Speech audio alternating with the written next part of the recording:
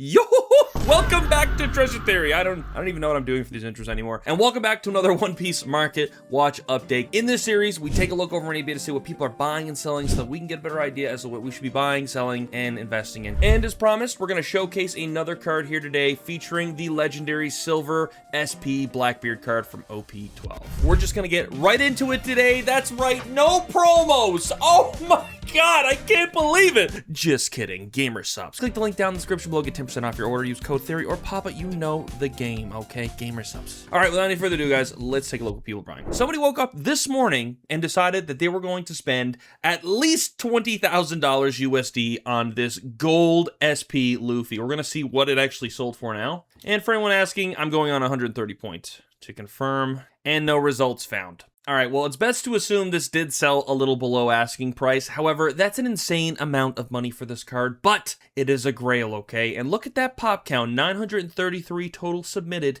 PSA gold Luffy cards. So I always like to point at the population, by the way, because it kind of just helps put into perspective how many of these exist in the wild as opposed to like how many submit them, right? Because usually at like events and stuff where they're giving out like promos, a ton of people submit them. That's what we see, like with the magazine Luffy and the basketball Luffy and all that stuff.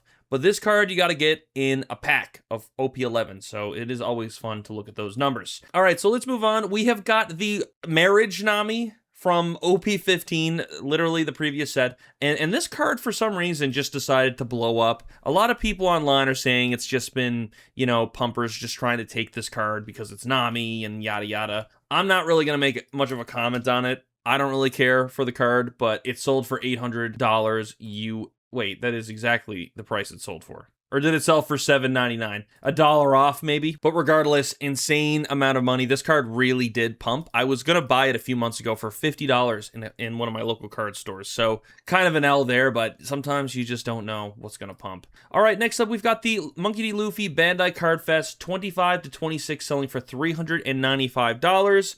And what's so fun about these cards is that you have to get them, like we were just talking about, at events, which is pretty interesting. And, you know, every promo card, every event will bring its own different situation. However, there's not too many of these submitted to PSA. Almost 3,000, but, you know, regardless, still a really cool card, and it's kind of been hanging around for a little while now, so we'll have to wait and see what happens with it, but yeah, $395. Okay, so I wanted to show this card off because I don't agree with it, and it's a serious problem, okay? We've got people thinking it's cool to sell fake versions of PSA 10 cards, okay? I mean, look at this. This guy, he says it's a proxy, so he's being like, listen, it's not real. However, like, what are we doing here, guys? Why are we trying to create fake versions of these cards that look nearly identical? It's just a serious problem. This is not good. I don't like seeing this stuff. And like, again, I get it. Like, if you want to make proxies at home, you know, when you're playing with your friends and stuff, that's cool. But with this stuff, I think you're really stepping into some not so great territory. You're going to get in legal troubles. And if somebody happens to buy this off you and tries to sell it as if it was a legitimate card, then you're just kind of helping that sort of activity take place. So I just wanted to show that off here. I'm not trying to call this person out, but not really pleased to see this sort of stuff. Next up, we've got the OP02 Manga Ace card selling for best accepted offer. Selling for 2,112 British pounds. Insane, guys. Insane. Super awesome card, by the way. I honestly think out of the two aces, this one is iconic, and I love the look of it. It's got the flames and stuff. It's also kind of starting to enter vintage territory for the One Piece TCG, but I do like the look of the OP13 Ace as well. But remember, guys, this is a very old card in, you know, One Piece TCG terms. This was 2023, but either way, really nice card. All right, so obviously I don't want to show off all the big hits constantly in this video. We want to kind of take it back down to earth, look at some affordable cards. This card here is the SP Sabo from OP13. This set's really nice. I really did love the SPs from here. And hey, $250 doesn't sound too bad to me. Next up, of course, we've got another Mihawk manga card selling for best accepted offer. Selling for $1,125 USD, so not too bad there. We actually talked about this in the last Market Watch video. I think now's the time to buy this manga card. There's really no telling what's going to happen with this card. It could go up, it could go down, but OP14, it's kind of starting to get in the past now. Like, we're starting to, you know, move forward with OP17. It is the first Mihawk card, and Mihawk's a great character. So I think it's a pretty decent price, personally. So next up, we got the Zihaha manga card here from OP16, selling for best accepted offer, which looks like it was $700, so $100 off. Very surprisingly low PSA count, but again, this is a very recent set, so, and with PSA super backed up, I imagine not many people are willing to pay super high prices to submit a manga event card.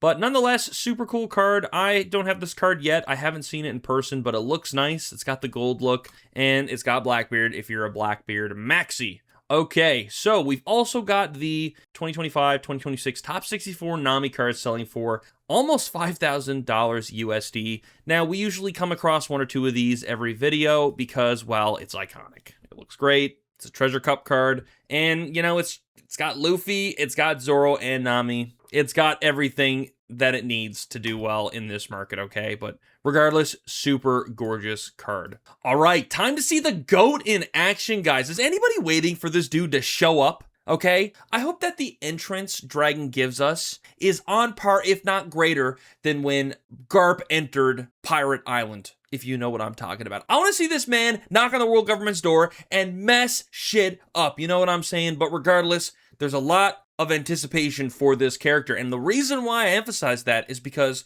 there's not too many Dragon cards. We've got a Dragon Gold SP from EBO2, which is super cool, and this card as well. There's not too many others of Dragon really at all that are even worth talking about, but regardless, this is a super cool looking card. I've yet to get it myself, but make no mistake, it is on the watch list. We are going to look at the best accepted offer here. So it sold for $285 USD, which, yeah, I think that's pretty good price. And like I said, as the story progresses, only Oda knows what we may incur with this character. So he could blow up down the road. We'll have to wait and see. All right, so next up, we've got a Japanese championship top prize Usopp card selling for, gosh, all these best accepted offers, man.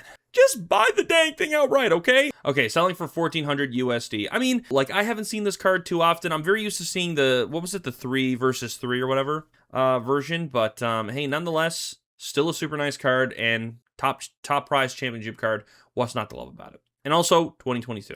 Okay, we've also got a Sakura Luffy here selling for $1,200 USD. I think a lot of people from like the sports world who also love anime, who also love One Piece, are obviously going to come in here. You know, FIFA just ended, obviously, you know, throughout the year and throughout the years to come, as new sports promos and collabs happen, we're going to start seeing some mixing and matching going on. So I'm not surprised to see this card still being sold. It's a little cheaper compared to the Dodgers cards, but it's still a pretty cool card nonetheless. We've also got a Chinese first anniversary set Luffy card selling for over $2,000, $2,200 USD.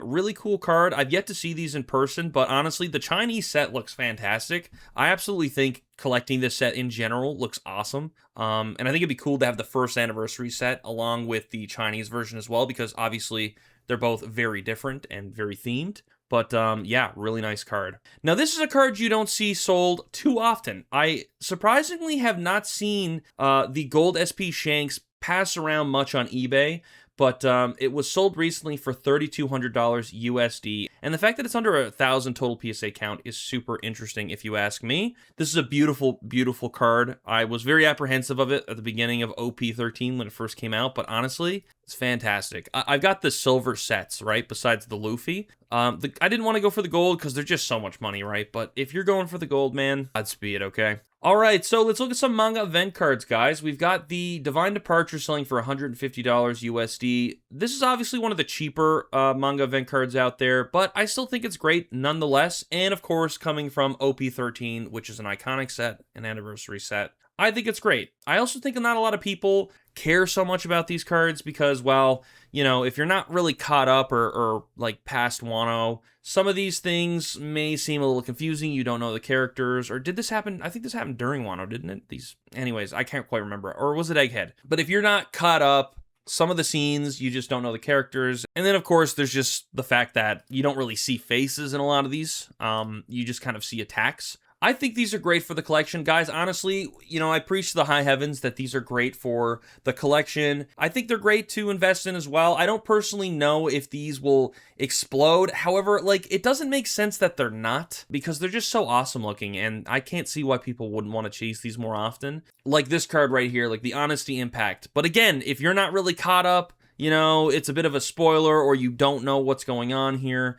But these cards look absolutely fantastic, okay? And regardless of price, I think they're great for the collection. So just wanted to take a look at some of those. We've also got another Basketball Luffy card selling for best accepted offer here. And it looks like it was sold for $5.50. People are still buying this card. I mean, I suppose it's just, again, it's a promo, sports. Maybe you like basketball. I'm not even going to comment much on that. Okay, so we got a Japanese BOA SP here selling for 820 Australian dollars. Guys, this may be one of my favorite BOA SPs that exist. The BOA Lisa is a must, and obviously the BOA from OP14, the red one, looks nice. But this one always catches my eye. And no, it's not just because of BOA, okay? I just think the colors on this are phenomenal. I love blue. Blue is my favorite color. So, yeah, I'm just geeked for that color, you know what I'm saying? We got another manga event card here.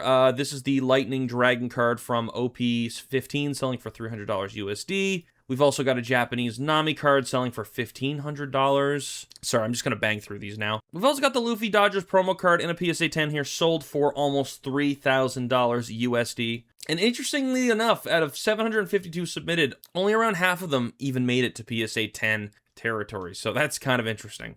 We've also got a Championship Koala card here selling for $1,724. You don't see this card very often. They don't have, let's see here. Do they have the population? No, they don't. Okay, we can't see the population here, but nonetheless, super cool card. And it says champion, so you know what that means. We've also got the Yamato serialized card here selling for almost $6,000 USD. And holy crap, only 2 have been submitted to PSA. That's almost hard to believe. Again, they're super backed up. There's also the 2nd anniversary BOA card here selling for $900. The Miss All Sunday SP from OP16 selling for 130 point. Hates me. It's not telling me, but you can just assume it's under that. Pretty high, actually. That's pretty high of a price for this card.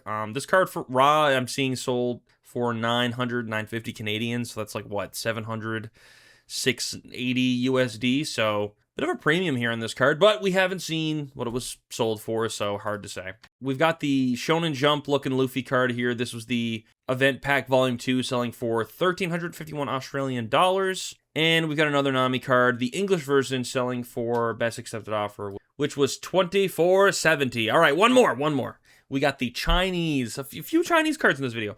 Chinese 3rd anniversary Robin, which looks great, by the way. Definitely chasing this, selling for $275. But anyways, guys, there you have it. Those are the cards that have been sold recently, and definitely a bit of a mix and match. We're seeing a little more randomness in some of the cards that are being bought, I have to say, but there's still some bangers in there, like the Dodgers and like the SPs and all that sort of great stuff, and mangas are always in the mix too on Treasure Cups. But regardless, guys, let me know your thoughts in the comments below. A video should pop on the screen. Be sure to click it, and I will see you over there.